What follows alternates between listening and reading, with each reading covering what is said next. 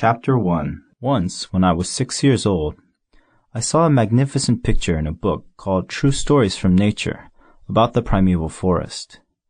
It was a picture of a boa constrictor in the act of swallowing an animal. Here is a copy of the drawing. In the book it said, "Boa constrictors swallow their prey whole, without chewing it. After that they are not able to move, and they sleep through the 6 months that they need for digestion." I pondered deeply then over the adventures of the jungle, and after some work with a colored pencil, I succeeded in making my first drawing, my drawing number 1. It looked like this. I showed my masterpiece to the grown-ups and asked them whether the drawing frightened them, but they answered, "Frightened? Why should anyone be frightened by a hat?"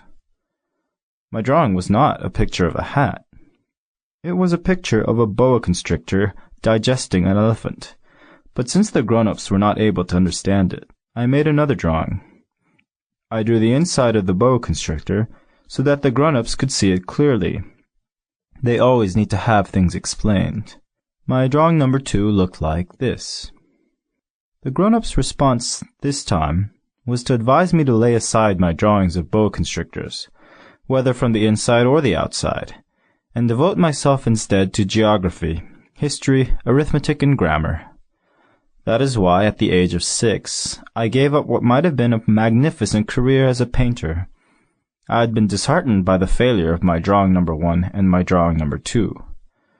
Grown-ups never understand anything by themselves, and it is tiresome for children to be always and forever explaining things to them.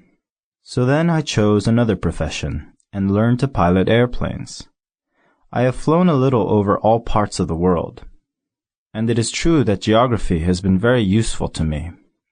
At a glance, I can distinguish China from Arizona. If one gets lost in the night, such knowledge is valuable.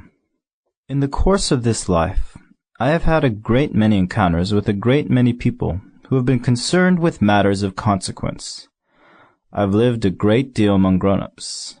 I have seen them intimately, close at hand, and that hasn't much improved my opinion of them. Whenever I met one of them who seemed to me at all clear-sighted, I tried the experiment of showing him my drawing number 1, which I have always kept. I would try to find out, if this was a person of true understanding. But whoever it was, he or she would always say, "That is a hat." Then I would never talk to that person about boa constrictors, or primeval forests, or stars. I would bring myself down to his level. I would talk to him about bridge, and golf, and politics, and neckties, and the grown-up would be greatly pleased to have met such a sensible man.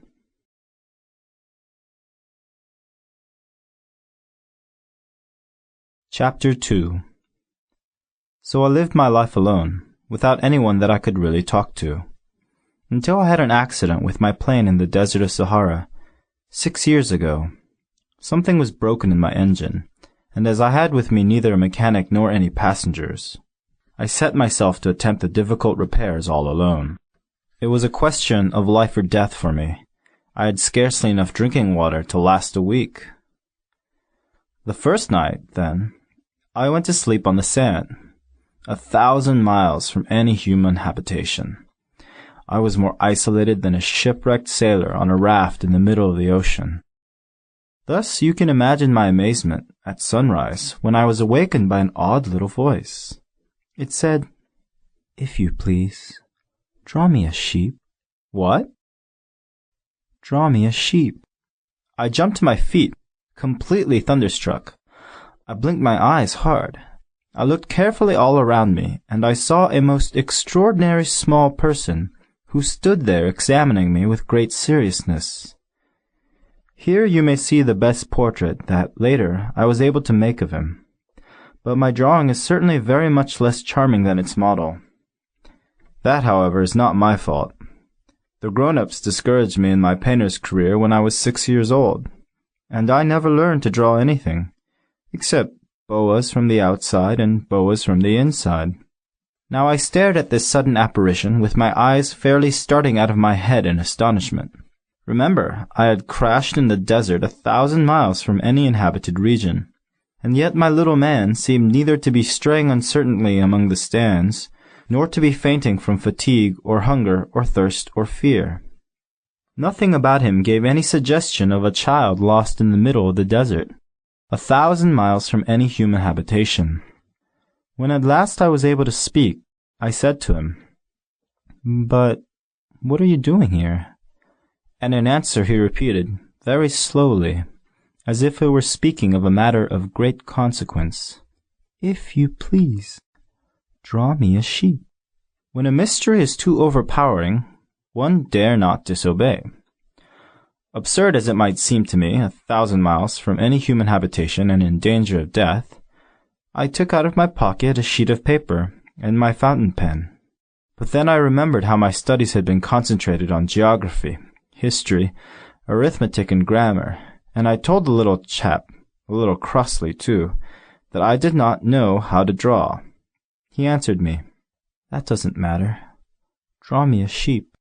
But I had never drawn a sheep, so I drew for him one of the 2 pictures I had drawn so often.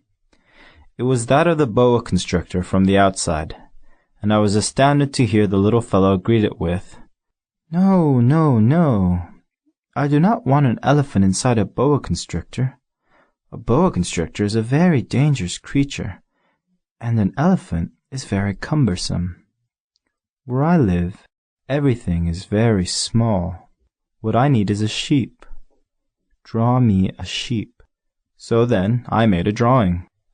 He looked at it carefully. Then he said, "No, this sheep is already very sickly. Make me another." So I made another drawing. My friend smiled gently and indulgently. "You see yourself," he said, "that this is not a sheep. This is a ram. It has horns." So then I did my drawing over once more. But it was rejected too, just like the others. "This one is too old. I want a sheep that will live a long time." By this time my patience was exhausted, because I was in a hurry to start taking my engine apart. So I tossed off this drawing, and I threw out an explanation with it. "This is only his box. The sheep you asked for is inside." I was very surprised to see a light break over the face of my young judge. "This is exactly the way I wanted it. Do you think that this sheep will have to have a great deal of grass?" "Why?" "Because where I live, everything is very small." "There will surely be enough grass for him," I said. "It is a very small sheep that I have given you." He bent his head over the drawing. "Not so small, that. Look, he has gone to sleep." And that is how I made the acquaintance of the little prince.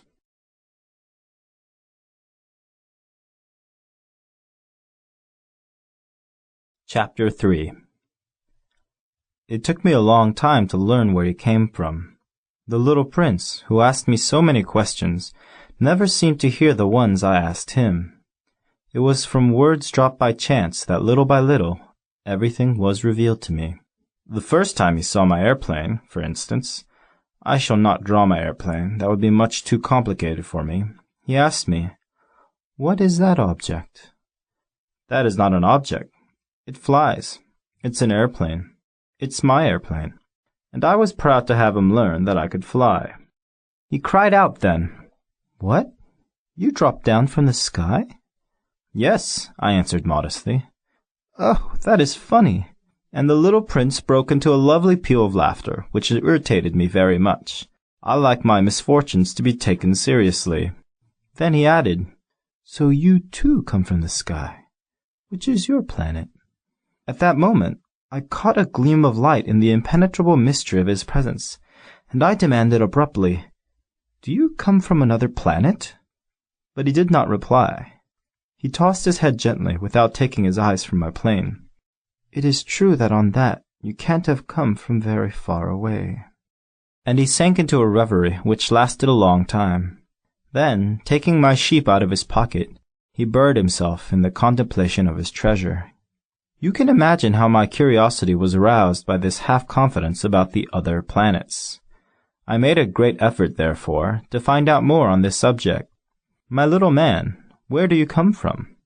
What is this where I live of which you speak?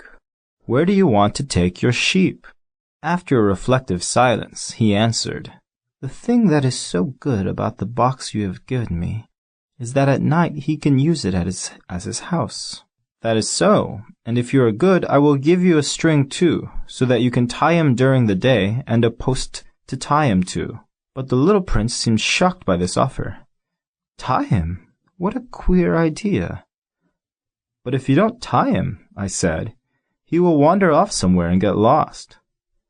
My friend broke into another peal of laughter. "But where do you think he would go?" "Anywhere. Straight ahead of him." Then the little prince said earnestly, "That doesn't matter. Where I live, everything is so small." And with perhaps a hint of sadness, he added, "Straight ahead of him. Nobody can go very far." Chapter 4. I had thus learned a second fact of great importance. This was that the planet the little prince came from was scarcely any larger than a house. But that did not really surprise me much. I knew very well that in addition to the great planets, such as the Earth, Jupiter, Mars, Venus, to which we have given names, there are also hundreds of others, some of which are so small that one has a hard time seeing them through the telescope. When an astronomer discovers one of these, he does not give it a name, but only a number. He might call it, for example, asteroid 3251. I have serious reason to believe that the planet from which the little prince came is the asteroid known as B612. This asteroid has only once been seen through the telescope. That was by a Turkish astronomer in 1909. On making his discovery, the astronomer had presented it to the International Astronomical Congress in a great demonstration, but he was in Turkish costume, and so nobody would believe what he said. Grown-ups are like that. Fortunately, however, for the reputation of asteroid B612, a Turkish dictator made a law that his subjects, under pain of death, should change to European costume. So in 1920, the astronomer gave his demonstration all over again, dressed with impressive style and elegance, and this time everybody accepted his report. If I have told you these details about the asteroid, and made a note of its number for you, it is on account of the grown-ups and their ways. Grown-ups love figures. When you tell them that you have made a new friend, they never ask you any questions about essential matters. They never say to you, "What does his voice sound like? What games does he love best? Does he collect butterflies?" Instead, they demand, "How old is he? How many brothers has he? How much does he weigh? How much money does his father make?" Only from these figures do they think they have learned anything about him. If you were to say to the grown-ups, "I saw a beautiful house made of rosy brick with geraniums in the windows and doves on the roof," they would not be able to get any idea of that house at all. You would have to say to them, "I saw a house that cost $20,000. Then they would exclaim, "Oh, what a pretty house that is." Just so, you might say to them, "The proof that the little prince existed is that he was charming, that he laughed, and that he was looking for a sheep. If anybody wants a sheep, that is a proof that he exists." And what good would it do to tell them that? They would shrug their shoulders and treat you like a child.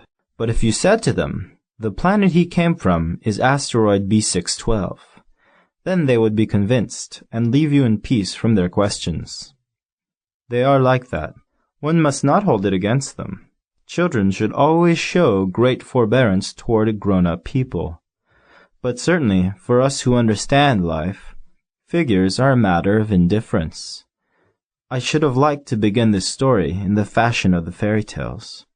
I should have liked to say, "Once upon a time, there was a little prince who lived on a planet that was scarcely any bigger than himself, and who had need of a sheep."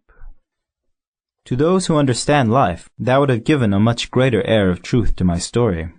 For I do not want anyone to read my book carelessly. I have suffered too much grief in setting down these memories. 6 years have already passed since my friend went away from me with his sheep. If I try to describe him here, it is to make sure that I shall not forget him. To forget a friend is sad. Not everyone has had a friend, and if I forget him, I may become like the grown-ups who are no longer interested in anything but figures.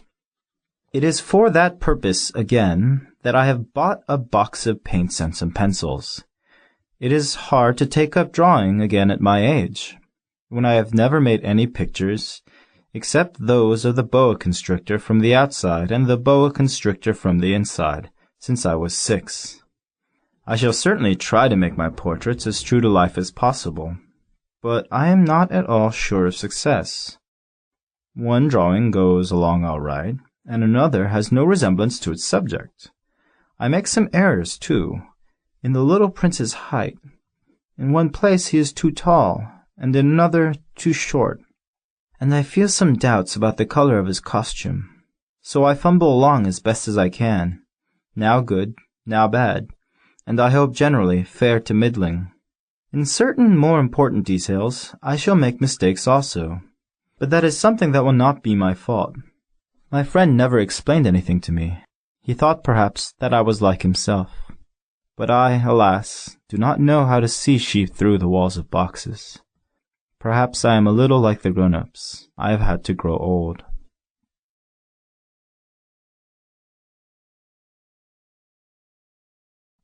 Chapter 5. As each day passed, I would learn, in our talk, something about the little prince's planet, his departure from it, his journey. The information would come very slowly, as it might chance to fall from his thoughts. It was in this way that I heard, on the 3rd day, about the catastrophe of the baobabs. This time, once more, I had the sheep to thank for it, for the little prince asked me abruptly, as if seized by a grave doubt, "It is true, isn't it, that sheep eat little bushes?" "Yes, that is true." "Ah, I am glad." I did not understand why it was so important that sheep should eat little bushes, but the little prince added, "Then it follows that they also eat baobabs."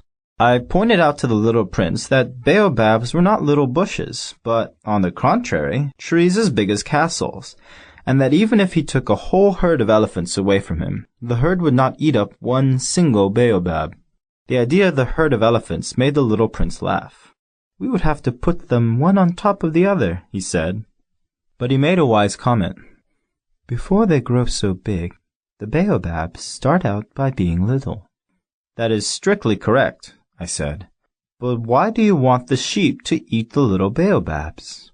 He answered me at once. "Oh, come, as if he were speaking of something that was self-evident, and I was obliged to make a great mental effort to solve this problem without any assistance. Indeed, as I learned, there were on the planet where the little prince lived, as on all planets, good plants and bad plants. In consequence, there were good seeds from good plants and bad seeds from bad plants. But seeds are invisible. They sleep deep in the heart of the earth's darkness until someone among them is seized with a desire to awaken. Then this little seed will stretch itself and begin, timidly at first, to push a charming little sprig inoffensively upward toward the sun. If it is only a sprout of radish or the sprig of a rosebush, one would let it grow wherever it might wish. But when it is a bad plant, one must destroy it as soon as possible, the very first instant that one recognizes it. Now there were some terrible seeds on the planet that was the home of the little prince, and those were the seeds of the baobab. The soil of that planet was infested with them. A baobab is something you will never be able to get rid of if you attend to it too late. It spreads over the entire planet. It bores clear through it with its roots, and if the planet is too small and the baobabs are too many, they split it in pieces. "It is a question of discipline," the little prince said to me later on.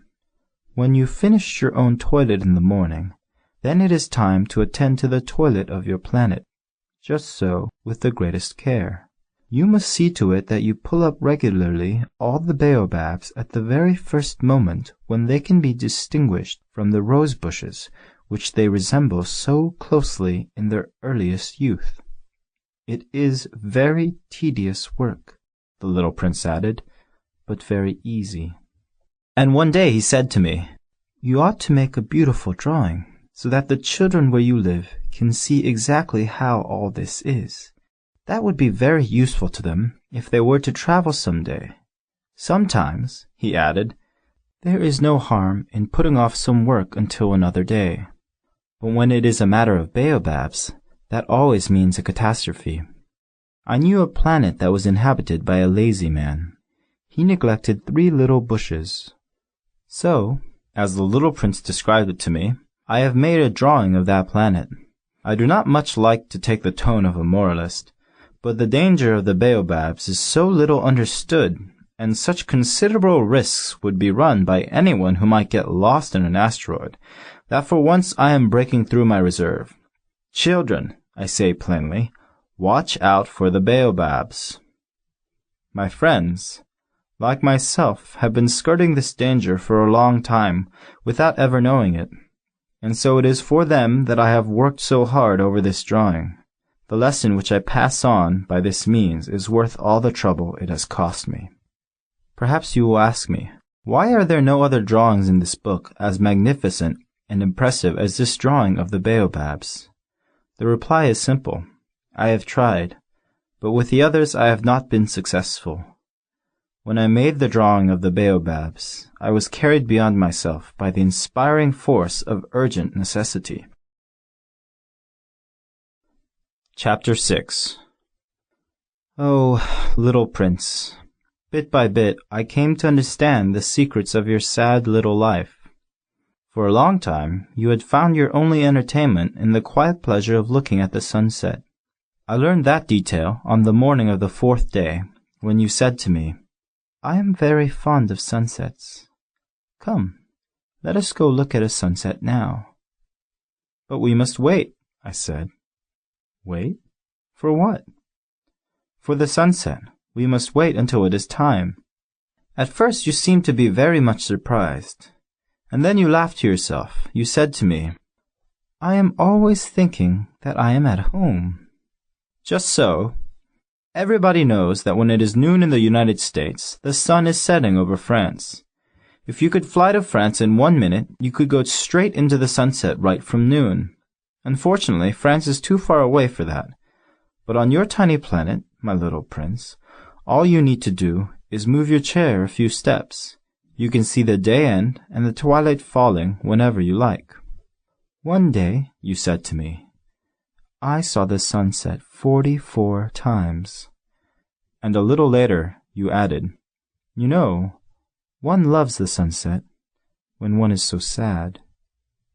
"Were you so sad then?"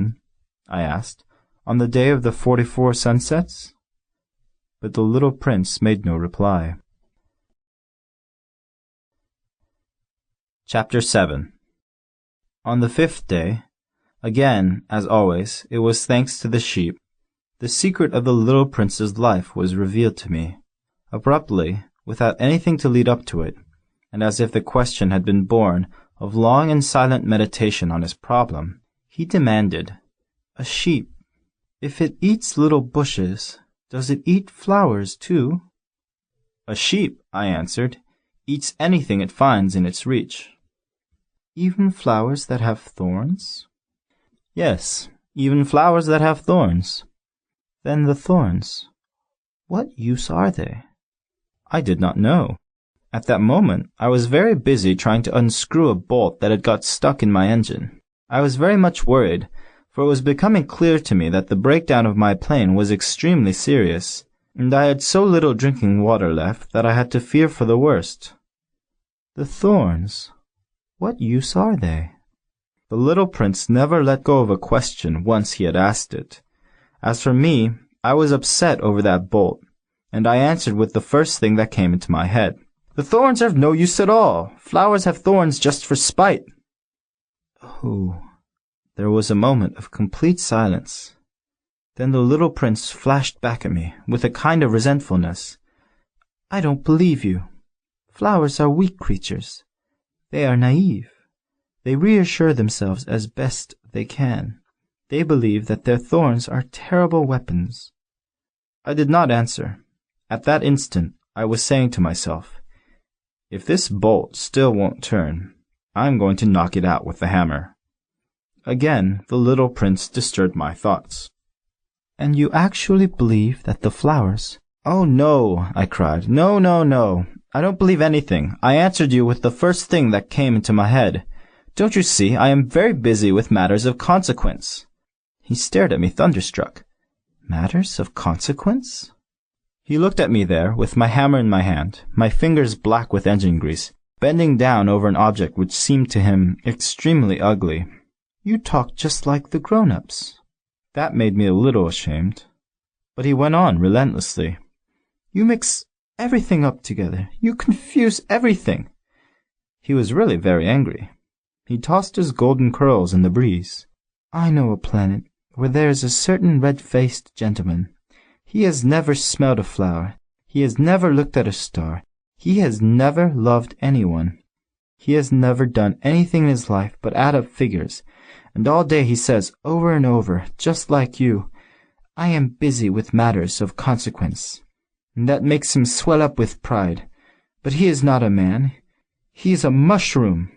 A what? A mushroom. The little prince was now white with rage. The flowers have been growing thorns for millions of years. For millions of years the sheep have been eating them just the same. And is it not a matter of consequence to try to understand why the flowers go to so much trouble to grow thorns which are never of any use to them? Is the warfare between the sheep and the flowers not important? Is this not of more consequence than a fat, red-faced gentleman's sums? And if I know, I, myself, one flower which is unique in the world, which grows nowhere but on my planet, but which one little sheep can destroy in a single bite some morning, without even noticing what he is doing, oh, you think that is not important? His face turned from white to red as he continued. If someone loves a flower, of which just one single blossom grows in all the millions and millions of stars, it is enough to make him happy just to look at the stars. He can say to himself, somewhere, my flower is there. But if the sheep eats the flower, in one moment all his stars will be darkened. And you think that is not important? He could not say anything more. His words were choked by sobbing. The night had fallen. I had let my tools drop from my hands. Of what moment now was my hammer, my bolt, or thirst, or death? On one star, one planet, my planet, the earth, there was a little prince to be comforted. I took him in my arms, and rocked him. I said to him, the flower that you love is not in danger. I will draw you a muzzle for your sheep. I will draw you a railing to put around your flower. I did not know what to say to him. I felt awkward and blundering. I did not know how I could reach him, where I could overtake him, and go on hand in hand with him once more.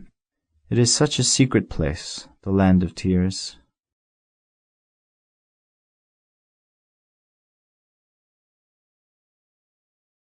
Chapter 8. I soon learned to know this flower better. On the little prince's planet, the flowers had always been very simple. They had only one ring of petals. They took up no room at all. They were a trouble to nobody. One morning they would appear in the grass, and by night they would have faded peacefully away.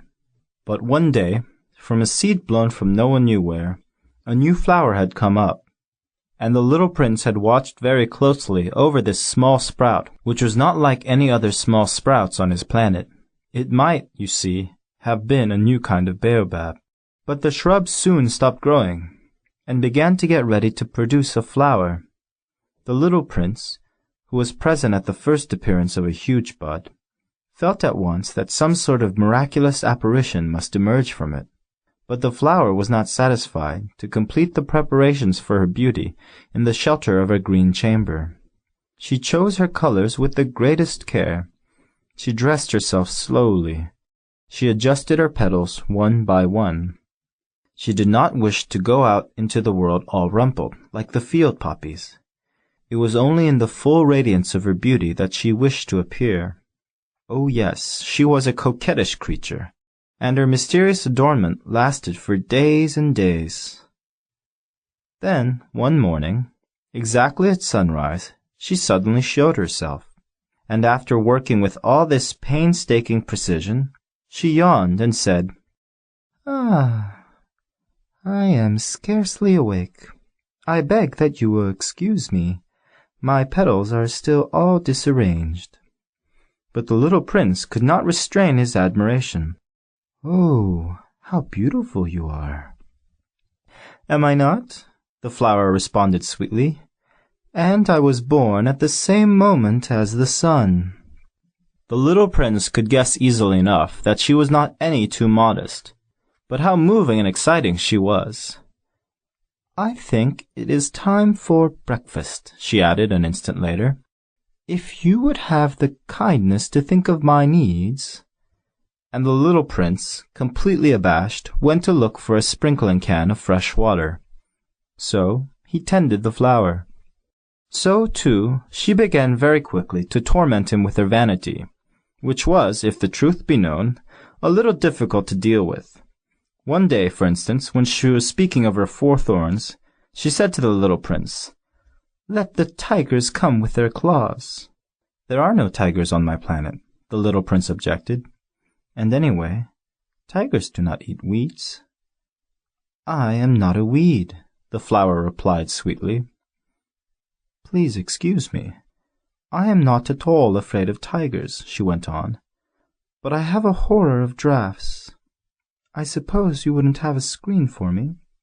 "A horror of draughts? That is bad luck for a plant," remarked the little prince, and added to himself, "This flower is a very complex creature. At night I want you to put me under a glass globe. It is very cold where you live. In the place I came from—" But she interrupted herself at this point. She had come in the form of a seed. She could not have known anything of any other worlds. Embarrassed over having let herself be caught on the verge of such a naive untruth, she coughed 2 or 3 times in order to put the little prince in the wrong. "The screen? I was just going to look for it when you spoke to me." Then she forced her cough a little more, so that he should suffer from remorse just the same. So the little prince, in spite of all the goodwill that was inseparable from his love, had soon come to doubt her. He had taken seriously words which were without importance, and it made him very unhappy. "I ought not to have listened to her," he confided to me one day. "One never ought to listen to the flowers. One should simply look at them and breathe their fragrance. Mine perfumed all my planet, but I did not know how to take pleasure in all her grace. This tale of claws, which disturbed me so much, should only have filled my heart with tenderness and pity." And he continued his confidences. "The fact is that I did not know how to understand anything. I ought to have judged by deeds and not by words. She cast her fragrance and her radiance over me. I ought never to have run away from her. I ought to have guessed all the affection that lay behind her poor little stratagems. Flowers are so inconsistent, but I was too young to know how to love her." Chapter 9. I believe that for his escape, he took advantage of the migration of a flock of wild birds. On the morning of his departure, he put his planet in perfect order. He carefully cleaned out his active volcanoes. He possessed 2 active volcanoes, and they were very convenient for heating his breakfast in the morning. He also had 1 volcano that was extinct, but as he said, "One never knows." So he cleaned out the extinct volcano too. If they are all well cleaned out, volcanoes burn slowly and steadily, without any eruptions. Volcanic eruptions are like fires in a chimney. On our Earth, we are obviously much too small to clean out our volcanoes. That is why they bring no end of trouble upon us. The little prince also pulled up, with a certain sense of dejection, the last little shoots of the baobabs. He believed that he would never want to return, but on this last morning all these familiar tasks seemed very precious to him. And when he watered the flower for the last time, and prepared to place her under the shelter of her glass globe, he realized that he was very close to tears. "Goodbye," he said to the flower. But she made no answer. "Goodbye," he said again. The flower coughed, but it was not because she had a cold. "I have been silly," she said to him at last. "I ask your forgiveness.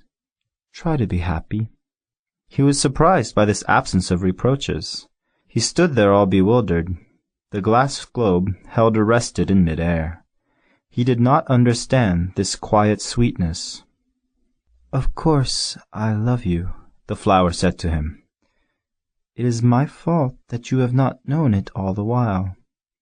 That is of no importance, but you have been just as foolish as I. Try to be happy. Let the glass globe be. I don't want it any more. But the wind? My cold is not so bad as all that. The cool night air will do me good. I am a flower. But the animals? Well, I must endure the presence of 2 or 3 caterpillars if I wish to become acquainted with the butterflies. It seems that they are very beautiful. And if not the butterflies and the caterpillars, who will call upon me? You will be far away. As for the large animals, I am not at all afraid of any of them. I have my claws." And naively she showed her 4 thorns. Then she added, "Don't linger like this. You have decided to go away. Now go." For she did not want him to see her crying. She was such a proud flower. Chapter 10. He found himself in the neighborhood of the asteroids 325, 326, 327, 328, 329, and 330. He began, therefore, by visiting them, in order to add to his knowledge. The first of them was inhabited by a king. Clad in royal purple and ermine, he was seated upon a throne which was at the same time both simple and majestic.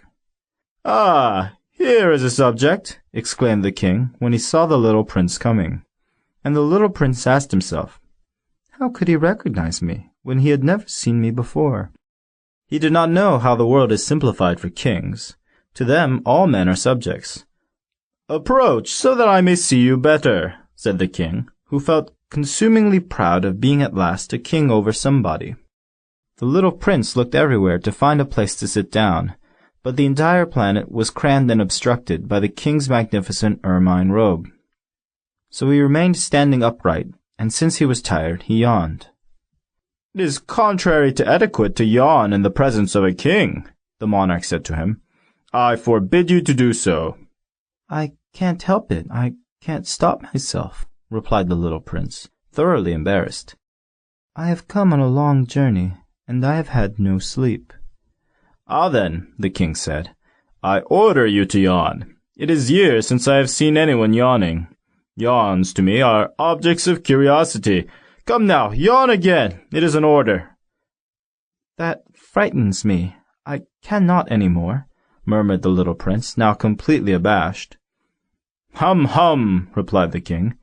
"Then I order you sometimes to yawn and sometimes to—" He sputtered a little and seemed vexed. For what the king fundamentally insisted upon was that his authority should be respected. He tolerated no disobedience.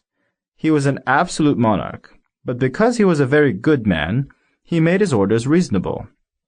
If I ordered a general to change himself into a sea-bird, and if the general did not obey me, that would not be the fault of the general, it would be my fault.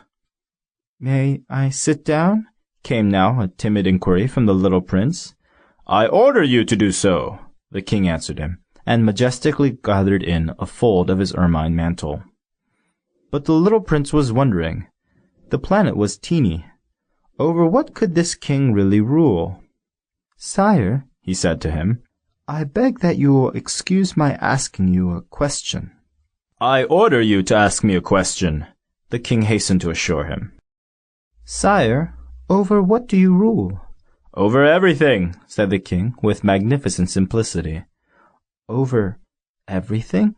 The king made a gesture which took in his planet, the other planets, and all the stars. "Over all that?" asked the little prince. "Over all that," the king answered.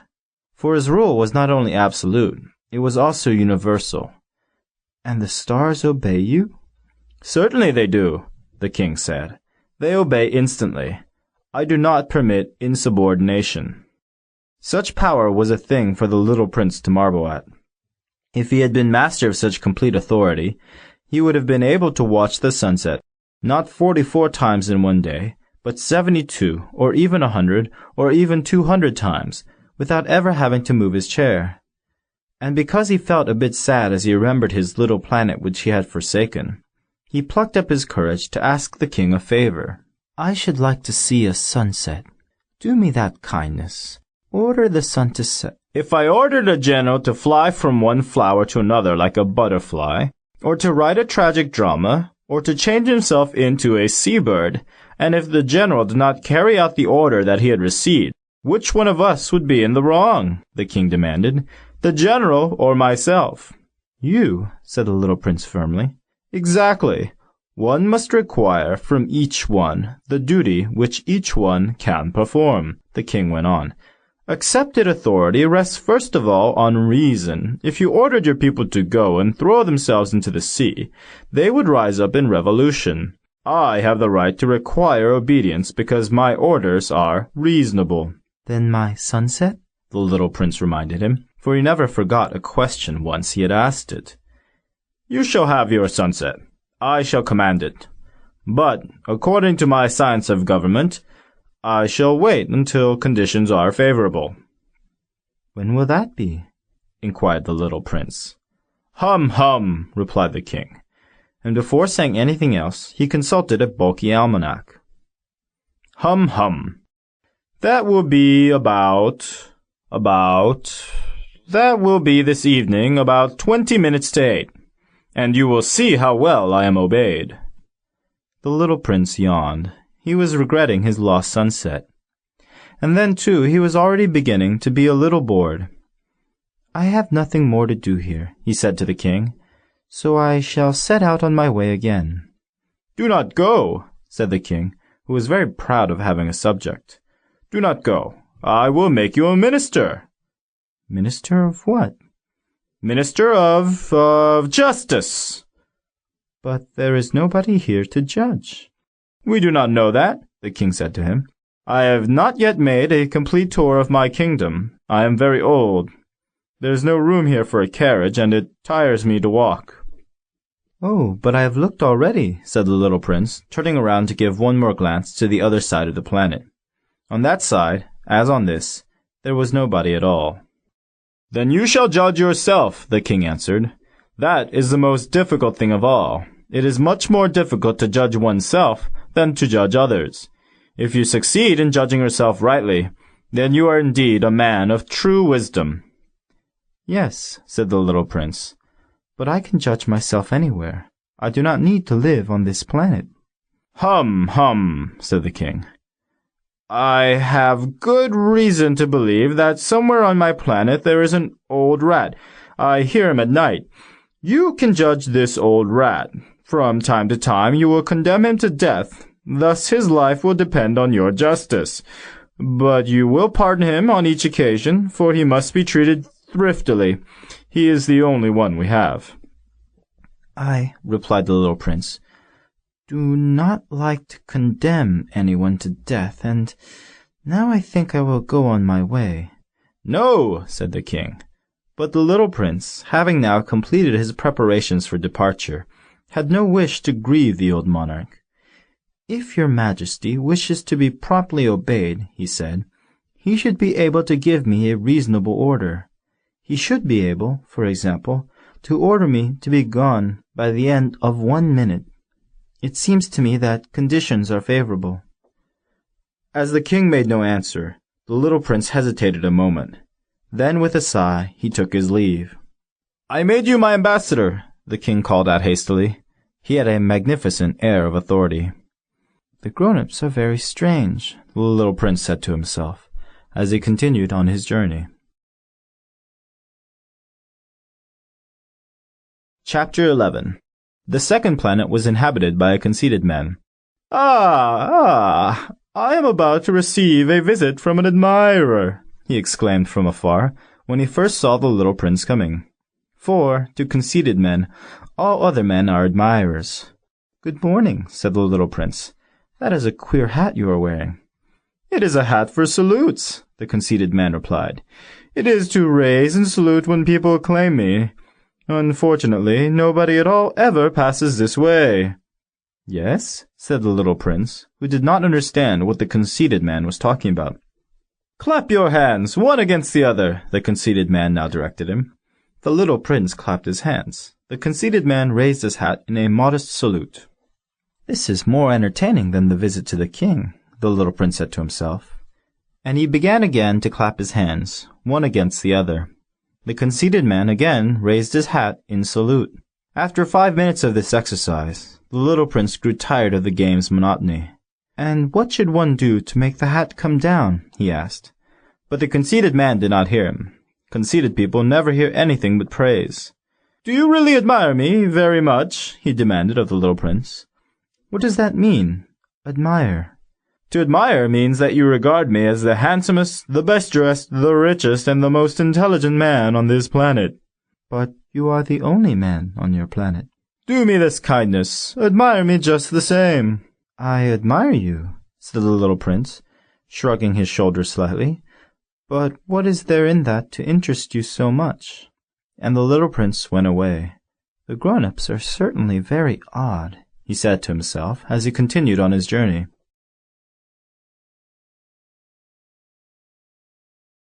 Chapter 12. The next planet was inhabited by a tippler. This was a very short visit, but it plunged the little prince into deep dejection.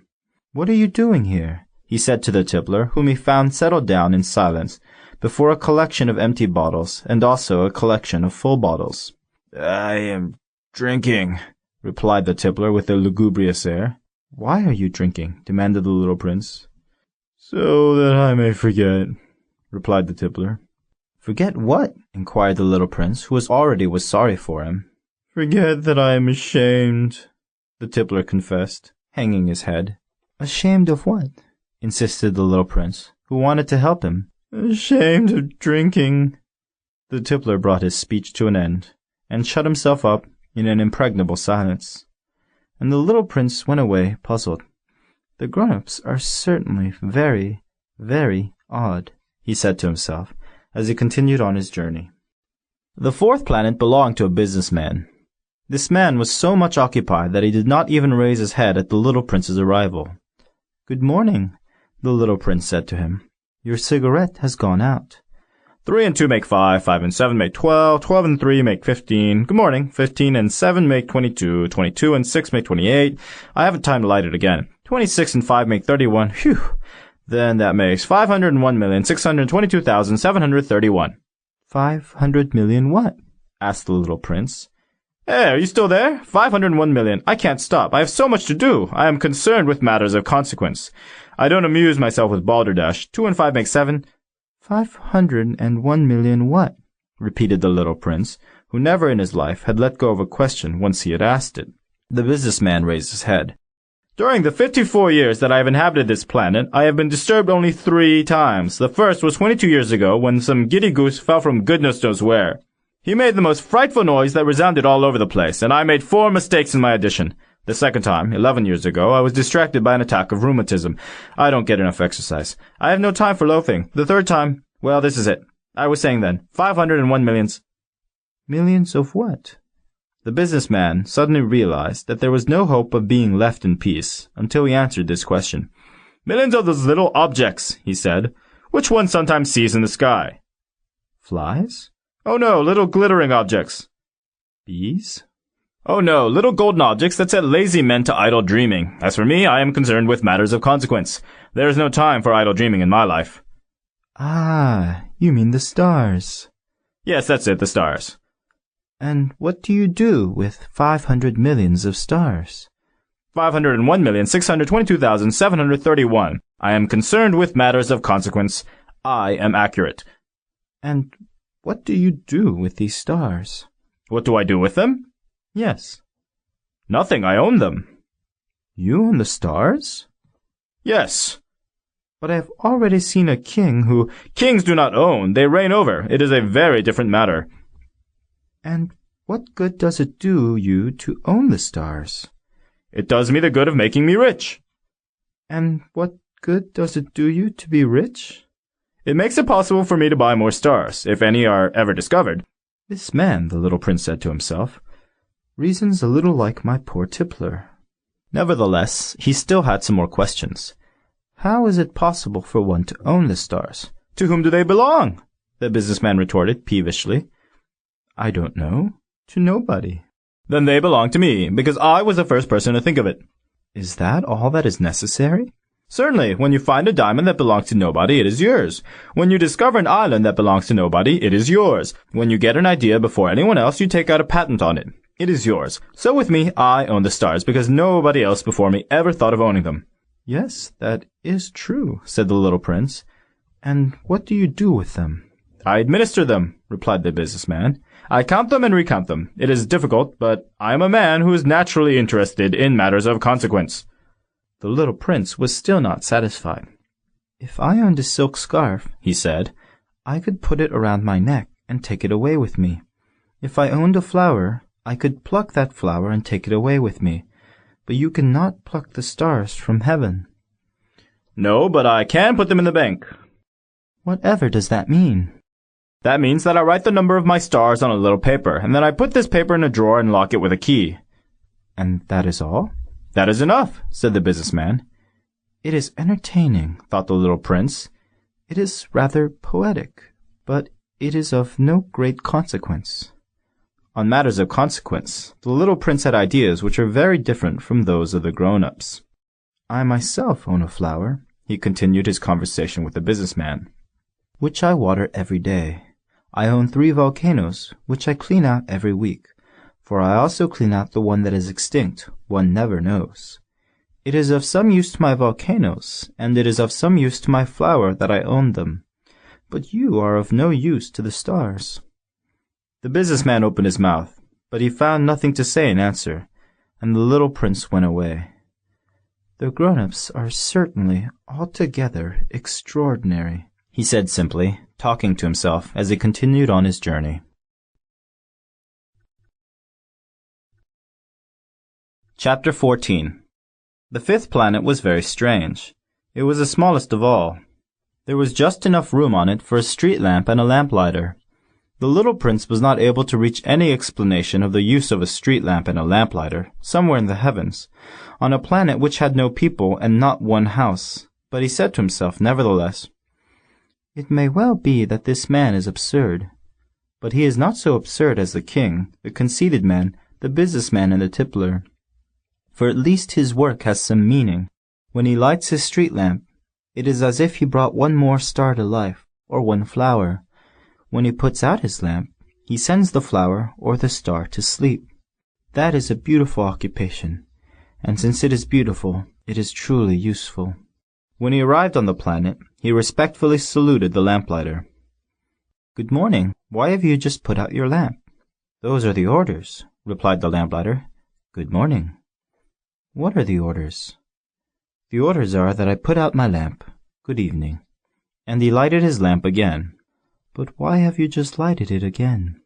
Those are the orders, replied the lamplighter. I do not understand, said the little prince. There is nothing to understand, said the lamplighter. Orders are orders. Good morning. And he put out his lamp.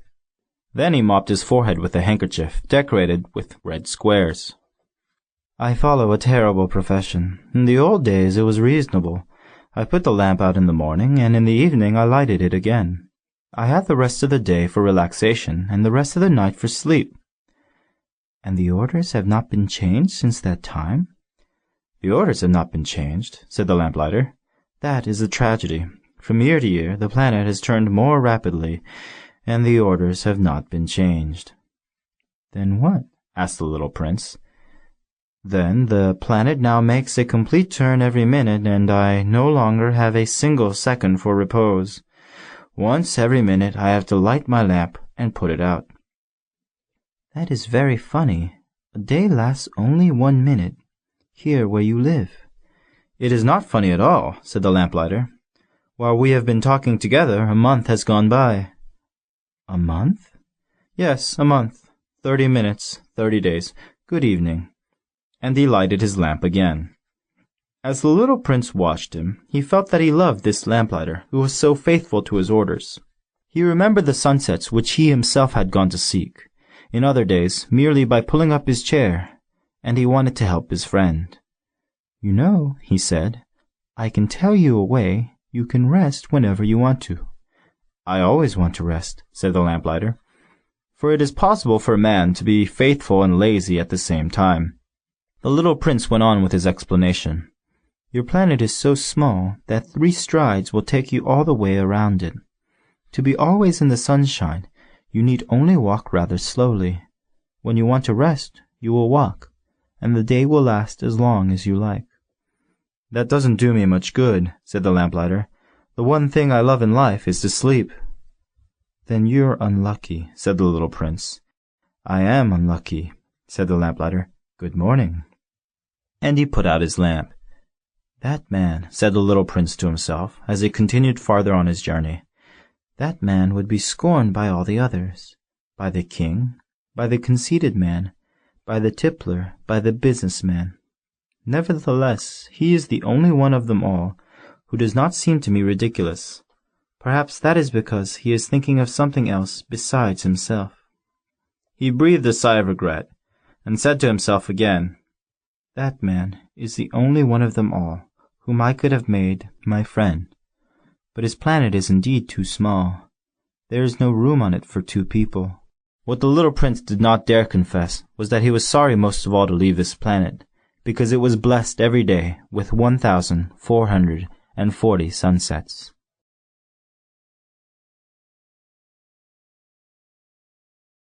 Chapter 15. The 6th planet was 10 times larger than the last one. It was inhabited by an old gentleman who wrote voluminous books. "Oh, look, here is an explorer," he exclaimed to himself when he saw the little prince coming. The little prince sat down on the table and panted a little. He had already traveled so much and so far. "Where do you come from?" the old gentleman said to him. "What is that big book?" said the little prince. "What are you doing?" "I am a geographer," the old gentleman said to him. "What is a geographer?" asked the little prince. "A geographer is a scholar who knows the location of all the seas, rivers, towns, mountains, and deserts." "That is very interesting," said the little prince. "Here at last is a man who has a real profession." And he cast a look around him at the planet of the geographer. It was the most magnificent and stately planet that he had ever seen. "Your planet is very beautiful," he said. "Has it any oceans?" "I couldn't tell you," said the geographer. "Ah," the little prince was disappointed. "Has it any mountains?" "I couldn't tell you," said the geographer. "And towns, and rivers, and deserts?" "I couldn't tell you that either." "But you are a geographer." "Exactly," the geographer said. "But I am not an explorer. I haven't a single explorer on my planet. It is not the geographer who goes out to count the towns, the rivers, the mountains, the seas, the oceans, and the deserts. The geographer is much too important to go loafing about. He does not leave his desk, but he receives the explorers in his study. He asks them questions, and he notes down what they recall of their travels. And if the recollections of any one among them seem interesting to him, the geographer orders an inquiry into that explorer's moral character." "Why is that?" "Because an explorer who told lies would bring disaster on the books of the geographer. So would an explorer who drank too much." "Why is that?" asked the little prince. "Because intoxicated men see double. Then the geographer would note down 2 mountains in a place where there was only 1. "I know someone," said the little prince, "who would make a bad explorer." "That is possible. Then, when the moral character of the explorer is shown to be good, an inquiry is ordered into his discovery." "One goes to see it?" "No, that would be too complicated. But one requires the explorer to furnish proofs. For example, if the discovery in question is that of a large mountain, one requires that large stones be brought back from it." The geographer was suddenly stirred to excitement. "But you come from far away. You are an explorer. You shall describe your planet to me." And, having opened his big register, the geographer sharpened his pencil. The recitals of explorers are put down first in pencil. One waits until the explorer has furnished proofs, before putting them down in ink. "Well?" said the geographer expectantly. "Oh, where I live," said the little prince, "it is not very interesting. It is all so small. I have 3 volcanoes. 2 volcanoes are active and the other is extinct, but one never knows." "One never knows," said the geographer. "I have also a flower." "We do not record flowers," said the geographer. "Why is that? The flower is the most beautiful thing on my planet." "We do not record them," said the geographer, "because they are ephemeral." "What does that mean, ephemeral?" "Geographies," said the geographer, "are the books which, of all books, are most concerned with matters of consequence. They never become old-fashioned. It is very rarely that a mountain changes its position. It is very rarely that an ocean empties itself of its waters. We write of eternal things." "But extinct volcanoes may come to life again," the little prince interrupted. "What does that mean, ephemeral?" "Whether volcanoes are extinct or alive, it comes to the same thing for us," said the geographer. "The thing that matters to us is the mountain. It does not change." "But what does that mean, ephemeral?" repeated the little prince, who never in his life had let go of a question once he had asked it. "It means, which is in danger of speedy disappearance." "Is my flower in danger of speedy disappearance?" "Certainly it is." "My flower is ephemeral," the little prince said to himself, "and she has only 4 thorns to defend herself against the world, and I have left her on my planet all alone." That was his first moment of regret, but he took courage once more. "What place would you advise me to visit now?" he asked. "The planet Earth," replied the geographer. "It has a good reputation." And the little prince went away, thinking of his flower.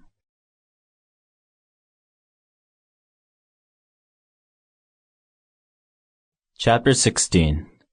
So then the 7th planet was the Earth. The Earth is not just an ordinary planet. One can count there 111 kings, not forgetting, to be sure, the Negro kings among them, 7,000 geographers, 900,000 businessmen, 7,500,000 tipplers, 311 million conceited men, that is to say, about 2 billion grown-ups. To give you an idea of the size of the Earth, I would tell you that before the invention of electricity, it was necessary to maintain, over the whole of the 6 continents, a veritable army of 462,511 lamplighters for the street lamps. Seen from a slight distance, that would make a splendid spectacle. The movements of this army would be regulated like those of the ballet and the opera. First would come the turn of the lamplighters of New Zealand and Australia. Having set their lamps alight, these would go off to sleep. Next, the lamplighters of China and Siberia would enter for their steps in the dance, and then they too would be waved back into the wings. After that would come the turn of the lamplighters of Russia and the Indies, then those of Africa and Europe, then those of South America, then those of North America. And never would they make a mistake in the order of their entry upon the stage. It would be magnificent. Only the man who was in charge of the single lamp at the North Pole, and his colleague who was responsible for the single lamp at the South Pole, only these 2 would live free from toil and care. They would be busy twice a year. Chapter 17. When one wishes to play the wit, he sometimes wanders a little from the truth. I have not been altogether honest in what I have told you about the lamplighters, and I realize that I run the risk of giving a false idea of our planet to those who do not know it. Men occupy a very small place upon the earth. If the 2 billion inhabitants who people its surface were all to stand upright and somewhat crowded together, as they do for some big public assembly, they could easily be put into one public square 20 miles long and 20 miles wide. All humanity could be piled up on a small Pacific islet. The grown-ups, to be sure, will not believe you when you tell them that. They imagine that they fill a great deal of space. They fancy themselves as important as the baobabs. You should advise them, then, to make their own calculations. They adore figures, and that will please them. But do not waste your time on this extra task. It is unnecessary. You have, I know, confidence in me." When the little prince arrived on the earth, he was very much surprised not to see any people. He was beginning to be afraid he had come to the wrong planet, when a coil of gold, the color of the moonlight, flashed across the sand. "Good evening," said the little prince courteously. "Good evening," said the snake. "What planet is this on, which I have come down?" asked the little prince. "This is the earth. This is Africa," the snake answered. "Ah, then there are no people on the earth?" "This is the desert. There are no people in the desert. The earth is large," said the snake. The little prince sat down on a stone and raised his eyes toward the sky. "I wonder," he said, "whether the stars are set alight in heaven, so that one day each one of us may find his own again. Look at my planet. It is right there above us, but how far away it is." "It is beautiful," the snake said. "What has brought you here?" "I have been having some trouble with a flower," said the little prince. "Ah," said the snake, and they were both silent. "Where are the men?" The little prince at last took up the conversation again. "It is a little lonely in the desert." "It is also lonely among men," the snake said. The little prince gazed at him for a long time. "You are a funny animal," he said at last. "You are no thicker than a finger." "But I am more powerful than the finger of a king," said the snake. The little prince smiled. "You are not very powerful. You haven't even any feet. You cannot even travel." "I can carry you further than any ship could take you," said the snake. He twined himself around the little prince's ankle like a golden bracelet. "Whomever I touch, I send back to the earth from whence he came." The snake spoke again. "But you are innocent and true, and you come from a star." The little prince made no reply. "You move me to pity. You are so weak on this earth made of granite," the snake said. "I can help you some day. If you grow too homesick for your own planet, I can." "Oh, I understand you very well," said the little prince. "But why do you always speak in riddles?" "I solve them all," said the snake, and they were both silent.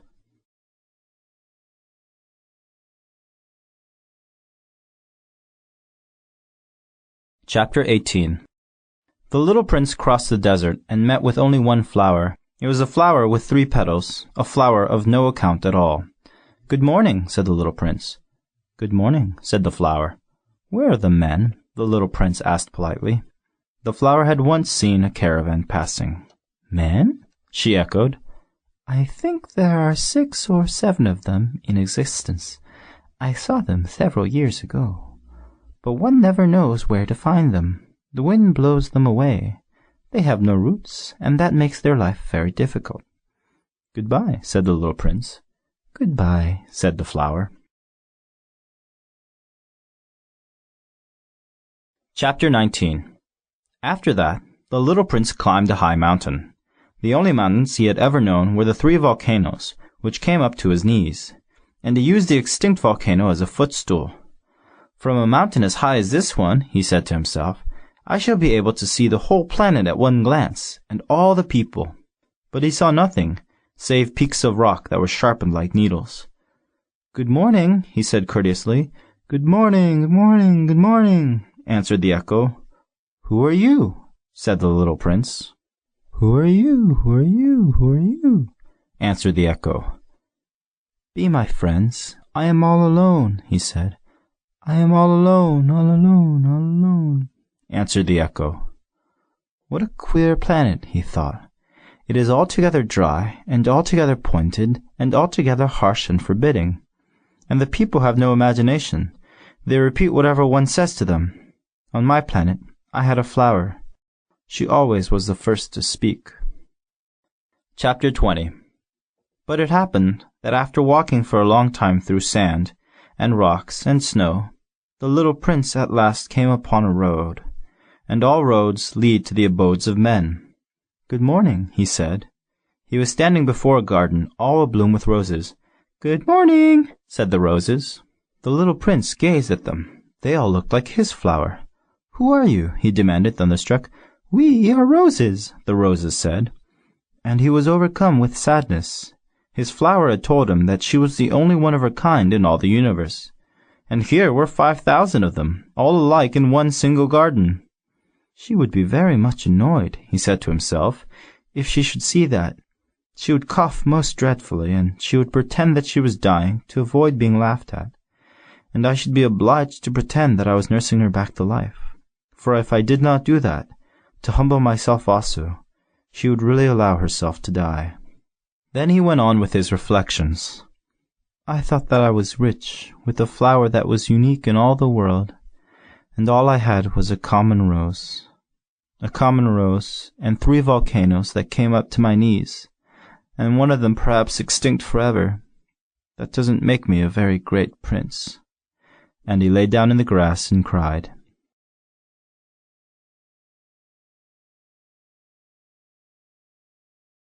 Chapter 21. It was then that the fox appeared. "Good morning," the fox said. "Good morning," the little prince responded politely, although when he turned around he saw nothing.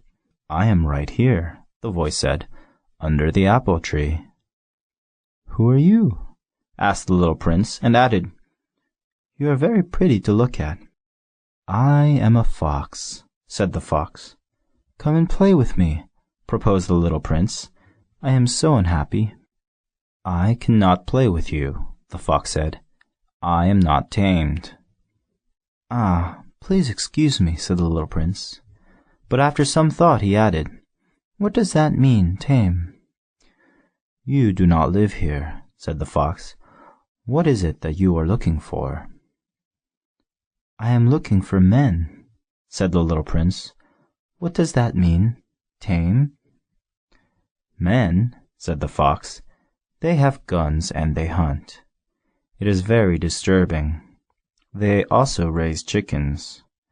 These are their only interests. Are you looking for chickens?" "No," said the little prince. "I am looking for friends. What does that mean, tame?" "It is an act too often neglected," said the fox. "It means to establish ties." "To establish ties?" "Just that," said the fox. "To me, you are still nothing more than a little boy who is just like 100,000 other little boys. And I have no need of you. And you, on your part, have no need of me. To you, I am nothing more than a fox like 100,000 other foxes. But if you tame me, then we shall need each other. To me, you will be unique in all the world. To you, I shall be unique in all the world." "I am beginning to understand," said the little prince. "There is a flower. I think that she has tamed me." "It is possible," said the fox. "On the earth, one sees all sorts of things." "Oh, but this is not on the earth," said the little prince. The fox seemed perplexed and very curious. "On another planet?" "Yes." "Are there hunters on this planet?" "No." "Ah, that is interesting. Are there chickens?" "No." "Nothing is perfect," sighed the fox. But he came back to his idea. "My life is very monotonous," the fox said. "I hunt chickens. Men hunt me. All the chickens are just alike, and all the men are just alike, and, in consequence, I am a little bored. But if you tame me, it will be as if the sun came to shine on my life. I shall know the sound of a step that will be different from all the others. Other steps send me hurrying back underneath the ground. Yours will call me, like music, out of my burrow. And then look, you can see the grain fields down yonder. I do not eat bread. Wheat is of no use to me. The wheat fields have nothing to say to me, and that is sad. But you have hair that is the color of gold. Think how wonderful that would be when you have tamed me. The grain, which is also golden, will bring me back the thought of you, and I shall love to listen to the wind in the wheat." The fox gazed at the little prince for a long time. "Please, tame me," he said. "I want to very much," the little prince replied, "but I have not much time. I have friends to discover and a great many things to understand." "One only understands the things that one tames," said the fox. "Men have no more time to understand anything. They buy things all ready-made at the shops. But there is no shop anywhere where one can buy friendship, and so men have no friends any more. If you want a friend, tame me." "What must I do to tame you?" asked the little prince. "You must be very patient," replied the fox. "First, you will sit down at a little distance from me, like that in the grass. I shall look at you out of the corner of my eye, and you will say nothing. Words are the sources of misunderstandings. But you will sit a little closer to me every day." The next day, the little prince came back. "It would have been better to come back at the same hour," said the fox. "If, for example, you come at 4 o'clock in the afternoon, then at 3 o'clock I shall begin to be happy. I shall feel happier and happier as the hour advances. At 4 o'clock I shall already be worrying and jumping about. I shall show you how happy I am. But if you come at just any time, I shall never know at what hour my heart is to be ready to greet you. One must observe the proper rites." "What is a rite?" asked the little prince. "Those also are actions too often neglected," said the fox. "They are what make one day different from other days, 1 hour from other hours. There is a rite, for example, among my hunters. Every Thursday they dance with the village girls, so Thursday is a wonderful day for me. I can take a walk as far as the vineyards. But if the hunters danced at just any time, every day would be like every other day, and I should never have any vacation at all." So the little prince tamed the fox, and when the hour of his departure drew near, "Ah," said the fox, "I shall cry." "It is your own fault," said the little prince. "I never wished you any sort of harm, but you wanted me to tame you." "Yes, that is so," said the fox. "But now you are going to cry," said the little prince. "Yes, that is so," said the fox. "Then it has done you no good at all." "It has done me good," said the fox, "because of the color of the wheat fields." And then he added, "Go and look again at the roses.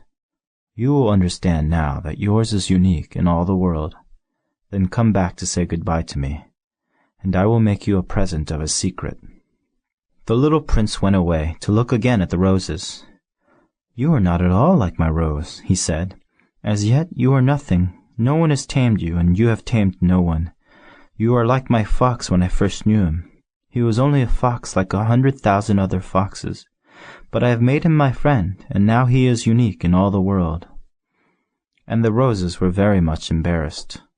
"You are beautiful, but you are empty," he went on. "One could not die for you. To be sure, an ordinary passer-by would think that my rose looked just like you, the rose that belongs to me. But in herself alone she is more important than all the hundreds of you other roses, because it is she that I have watered, because it is she that I have put under the glass globe, because it is she that I have sheltered behind the screen, because it is for her that I have killed the caterpillars, except the 2 or 3 that we saved to become butterflies, because it is she that I have listened to when she grumbled or boasted, or even sometimes when she said nothing, because she is my rose." And he went back to meet the fox. "Goodbye," he said. "Goodbye," said the fox. "And now here's my secret, a very simple secret. It is only with the heart that one can see rightly. What is essential is invisible to the eye. What is essential is invisible to the eye, the little prince repeated, so that I would be sure to remember. It is the time that you have devoted to your rose that makes your rose so important. It is the time that I have devoted to my rose, said the little prince, so that I would be sure to remember. Men have forgotten this truth, said the fox, but you must not forget it. You become responsible, forever, for what you have tamed. You are responsible for your rose. I am responsible for my rose, the little prince repeated, so that he would be sure to remember.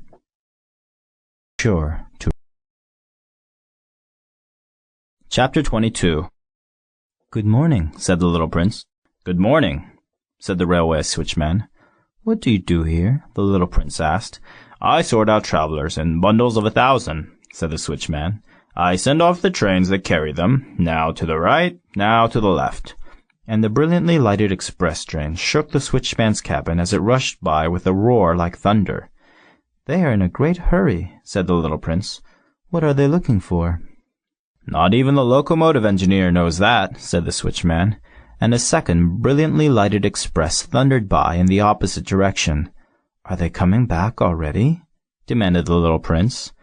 These are not the same ones, said the switchman. It is an exchange. Were they not satisfied where they were? Asked the little prince. No one is ever satisfied where he is, said the switchman. And they heard the roaring thunder of a third brilliantly lighted express. Are they pursuing the first travelers? Demanded the little prince. They are pursuing nothing at all, said the switchman. They are asleep in there, or if they are not asleep, they are yawning. Only the children are flattening their noses against the window panes. Only the children know what they are looking for, said the little prince. They devote their time to a rag doll, and it becomes very important to them. And if anybody takes it away from them, they cry.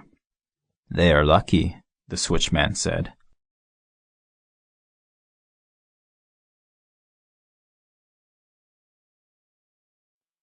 Chapter 23. Good morning, said the little prince.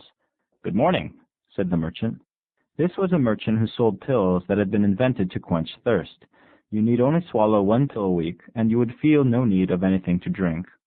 Why are you selling those? Asked the little prince. Because they save a tremendous amount of time, said the merchant. Computations have been made by experts. With these pills, you save 53 minutes in every week. And what do I do with those 53 minutes? Anything you like. As for me, said the little prince to himself, if I had 53 minutes to spend as I liked, I should walk at my leisure toward a spring of fresh water. Chapter 24. It was now the 8th day since I had had my accident in the desert, and I had listened to the story of the merchant as I was drinking the last drop of my water supply. Ah, I said to the little prince, these memories of yours are very charming. But I have not yet succeeded in repairing my plane. I have nothing more to drink, and I, too, should be very happy if I could walk at my leisure toward a spring of fresh water. My friend the fox, the little prince said to me, my dear little man, this is no longer a matter that has anything to do with the fox. Why not? Because I am about to die of thirst. He did not follow my reasoning, and he answered me, It is a good thing to have had a friend, even if one is about to die. I, for instance, am very glad to have had a fox as a friend. He has no way of guessing the danger, I said to myself. He has never been either hungry or thirsty. A little sunshine is all he needs. But he looked at me steadily and replied to my thought, I am thirsty too. Let us look for a well. I made a gesture of weariness. It is absurd to look for a well, at random, in the immensity of the desert. But nevertheless, we started walking. When we had trudged along for several hours, in silence, the darkness fell, and the stars began to come out. Thirst had made me a little feverish, and I looked at them as if I were in a dream. The little prince's last words came reeling back into my memory. Then you are thirsty too? I demanded. But he did not reply to my question. He merely said to me, Water may also be good for the heart. I did not understand this answer, but I said nothing. I knew very well that it was impossible to cross-examine him. He was tired. He sat down. I sat down beside him. And after a little silence, he spoke again.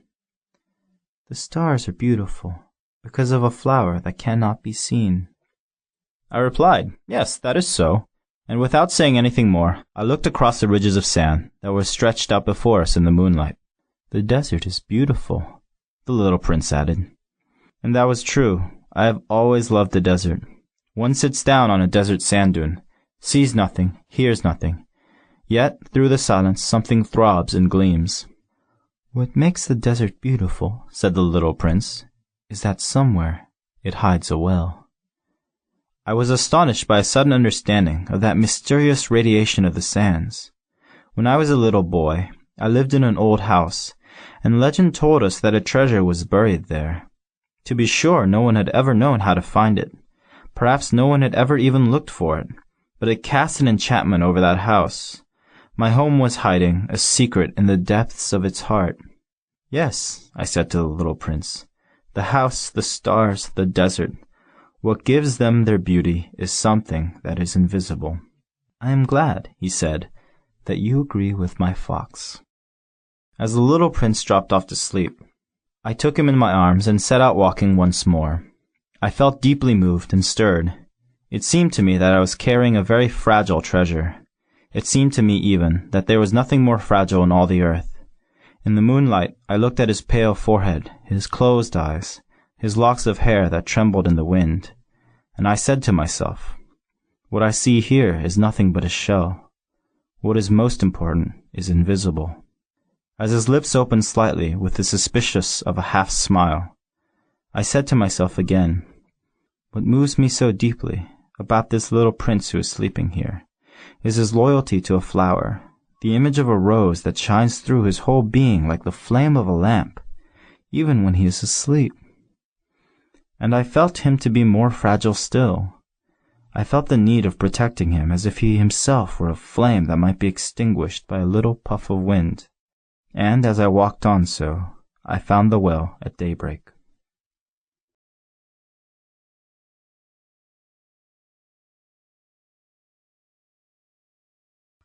Chapter 25. Men, said the little prince, set out on their way in express trains, but they do not know what they are looking for. Then they rush about and get excited and turn round and around. And he added, it is not worth the trouble. The well that we had come to was not like the wells of the Sahara. The wells of the Sahara are mere holes dug in the sand. This one was like a well in a village, but there was no village here, and I thought I must be dreaming. It is strange, I said to the little prince. Everything is ready for use, the pulley, the bucket, the rope. He laughed, touched the rope, and set the pulley to working. And the pulley moaned like an old weather vane, which the wind has long since forgotten. Do you hear? Said the little prince. We have wakened the well, and it is singing. I did not want him to tire himself with the rope. Leave it to me, I said. It is too heavy for you. I hoisted the bucket slowly to the edge of the well, and set it there happy, tired as I was, over my achievement. The song of the pulley was still in my ears, and I could see the sunlight shimmer in the still trembling water. I am thirsty for this water, said the little prince. Give me some of it to drink. And I understood what he had been looking for. I raised the bucket to his lips. He drank, his eyes closed. It was as sweet as some special festival treat. This water was indeed a different thing from ordinary nourishment. Its sweetness was born of the walk under the stars, the song of the pulley, the effort of my arms. It was good for the heart, like a present. When I was a little boy, the lights of the Christmas tree, the music of the midnight mass, the tenderness of smiling faces used to make up, so, the radiance of the gifts I received. The men where you live, said the little prince, raise 5,000 roses in the same garden, and they do not find in it what they are looking for. They do not find it, I replied. And yet what they are looking for could be found in one single rose, or in a little water. Yes, that is true, I said. And the little prince added, but the eyes are blind. One must look with the heart. I had drunk the water. I breathed easily. At sunrise the sand is the color of honey, and that honey color was making me happy too. What brought me, then, this sense of grief? You must keep your promise, said the little prince, softly, as he sat down beside me once more. What promise?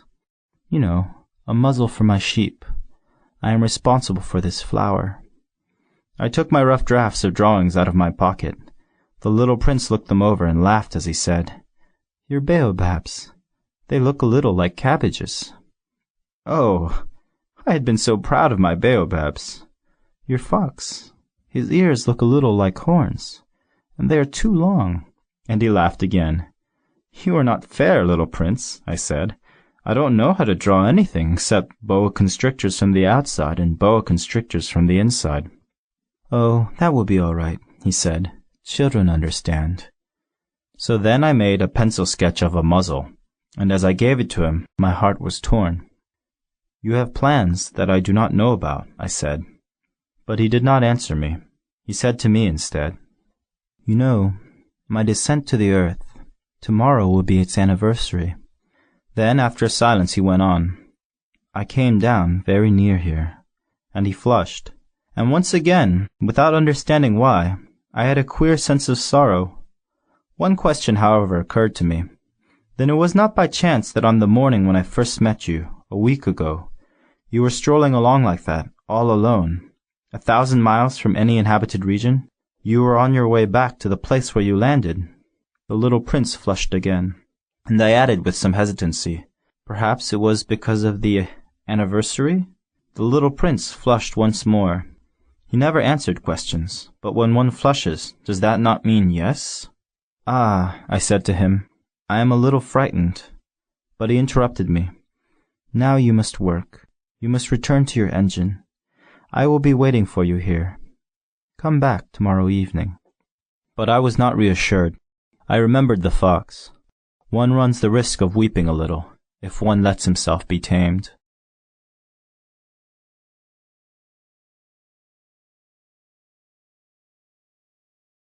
Chapter 26.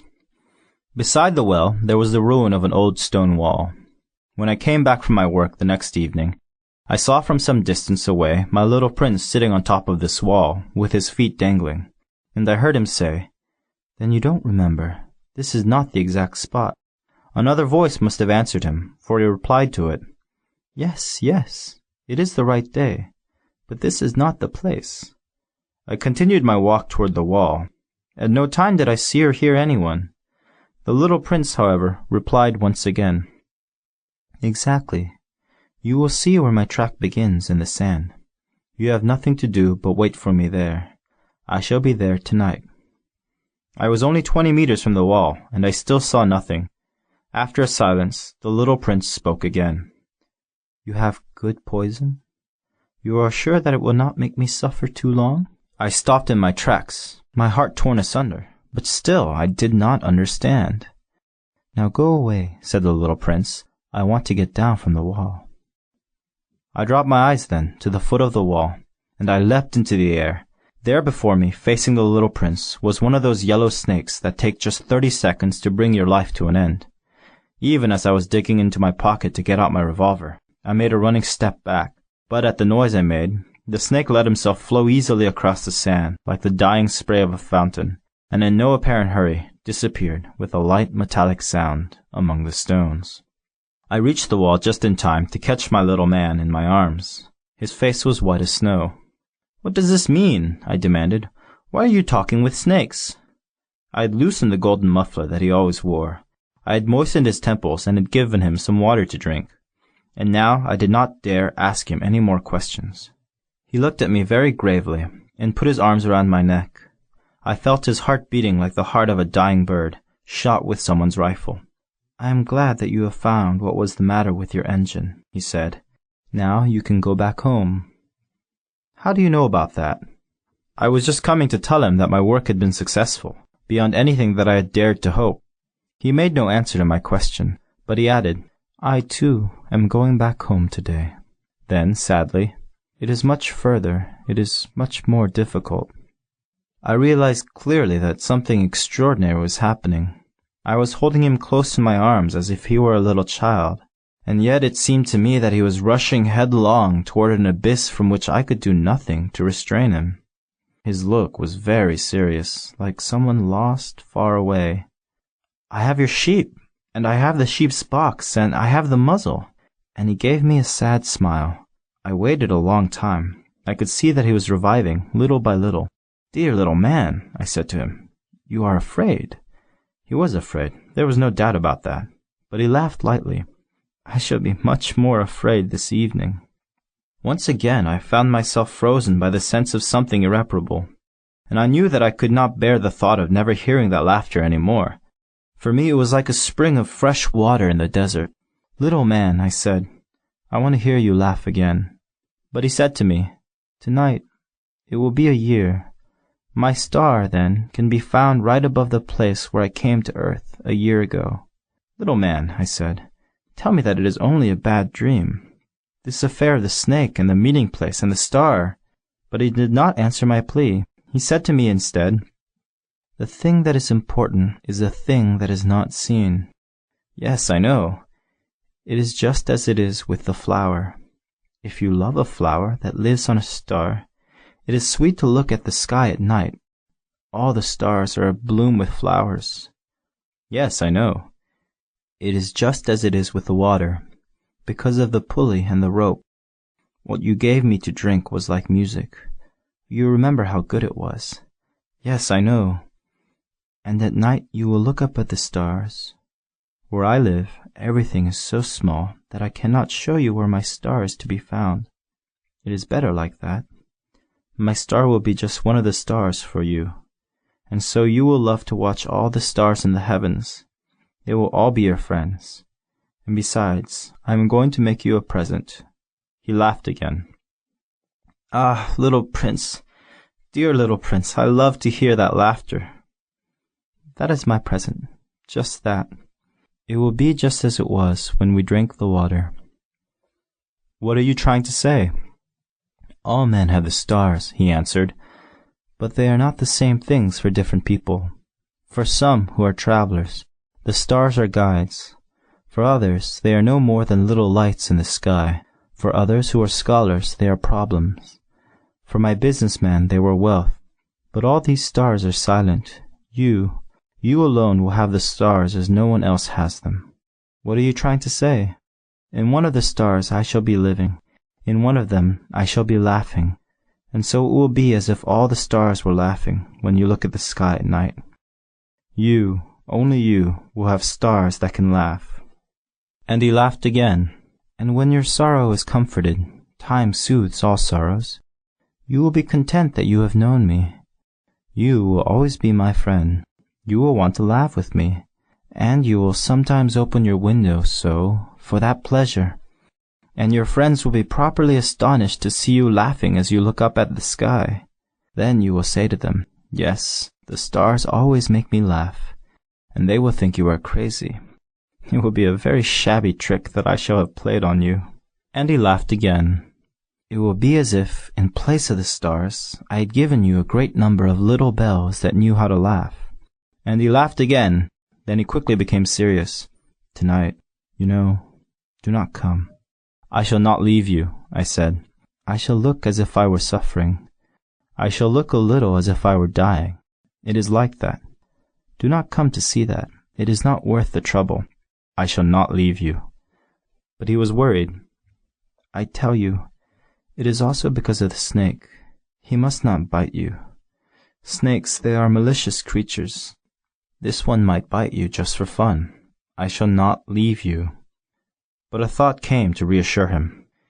"It is true that they have no more poison for a second bite." That night I did not see him set out on his way. He got away from me without making a sound. When I succeeded in catching up with him, he was walking along with a quick and resolute step.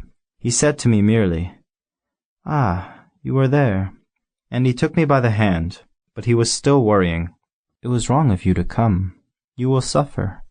I shall look as if I were dead, and that will not be true." I said nothing. "You understand, it is too far. I cannot carry this body with me. It is too heavy." I said nothing. "But it will be like an old abandoned shell. There is nothing sad about old shells." I said nothing.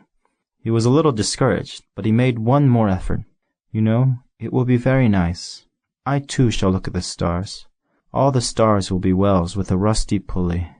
All the stars will pour out fresh water for me to drink." I said nothing. "That will be so amusing. You will have 500 million little bells, and I shall have 500 million springs of fresh water." And he too said nothing more, because he was crying. "Here it is. Let me go on by myself." And he sat down because he was afraid. Then he said again, "You know, my flower, I am responsible for her. And she is so weak, she is so naive. She has 4 thorns of no use at all, to protect herself against all the world." I too sat down, because I was not able to stand up any longer. "There now, that is all." He still hesitated a little. Then he got up. He took 1 step. I could not move. There was nothing there but a flash of yellow close to his ankle. He remained motionless for an instant. He did not cry out. He fell as gently as a tree falls. There was not even any sound because of the sand. And now 6 years have already gone by. I have never yet told this story. The companions who met me on my return were well content to see me alive. I was sad, but I told them, "I am tired." Now my sorrow is comforted a little. That is to say, not entirely. But I know that he did go back to his planet, because I did not find his body at daybreak. It was not such a heavy body, and at night I love to listen to the stars. It is like 500 million little bells. But there is one extraordinary thing. When I drew the muzzle for the little prince, I forgot to add the leather strap to it. He would never have been able to fasten it on his sheep. So now I keep wondering, what is happening on his planet? Perhaps the sheep has eaten the flower. At one time I say to myself, surely not. The little prince shuts his flower under her glass globe every night, and he watches over his sheep very carefully. Then I am happy, and there is sweetness in the laughter of all the stars. But at another time I say to myself, at some moment or other, one is absent-minded, and that is enough. On some one evening he forgot the glass globe, or the sheep got out, without making any noise in the night, and then the little bells are changed to tears. Here, then, is a great mystery. For you who also love the little prince, and for me, nothing in the universe can be the same if somewhere, we do not know where, a sheep that we never saw has, yes or no, eaten a rose. Look up at the sky. Ask yourselves, is it yes or no? Has the sheep eaten the flower? And you will see how everything changes. And no grown-up will ever understand that this is a matter of so much importance. This is, to me, the loveliest and saddest landscape in the world. It is the same as that on the preceding page, but I have drawn it again to impress it on your memory. It is here that the little prince appeared on earth and disappeared. Look at it carefully, so that you will be sure to recognize it in case you travel someday to the African desert. And if you should come upon this spot, please do not hurry on. Wait for a time exactly under the star. Then, if a little man appears who laughs, who has golden hair, and who refuses to answer questions, you will know who he is. If this should happen, please comfort me. Send me word that he has come back.